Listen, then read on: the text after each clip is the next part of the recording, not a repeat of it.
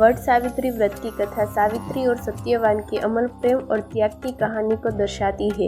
यह व्रत ज्येष्ठ मास की अमावस्या को मनाया जाता है और विशेष रूप से विवाहित महिलाओं द्वारा अपने पति की दीर्घायु और सुख समृद्धि के लिए रखा जाता है।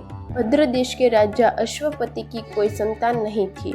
उन्होंने संतान प्राप्ति के लिए कठोर तपस्या की, जिसके फल स्वरूप उन्हें देवी सावित्री का वरदान प्राप्त हुआ। देवी ने कहा कि राजा को एक कन्या प्राप्त होगी जो उसके अपने पति कुल का उद्धार करेगी। राजा ने इस कन्या का नाम सावित्री रखा। सावित्री अत्यंत रूपवान और बुद्धिमान थी, लेकिन योग्य वर न मिलने के कारण राजा ने उसे स्वयंवर चुनने के लिए भेजा।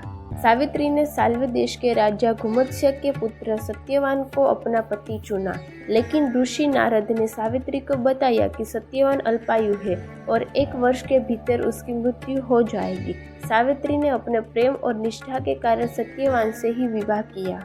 जब सत्यवान की मृत्यु का दिन आया, सावित्री ने 3 दिन का कठिन उपवास रखा।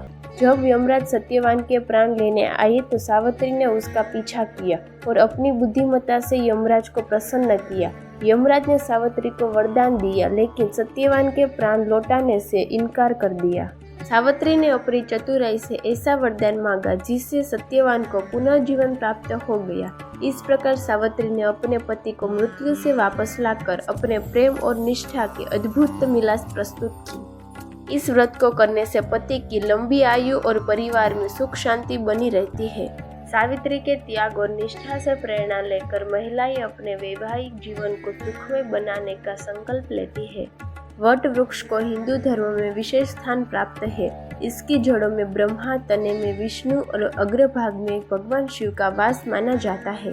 वट सावित्री का व्रत हिंदू धर्म में अत्यंत विशेष माना जाता है। यह व्रत ज्येष्ठ मास की अमावस्या को मनाया जाता है और विवाहित महिलाओं द्वारा अपने पति की दीर्घायु और सुख समृद्धि के लिए रखा जाता है।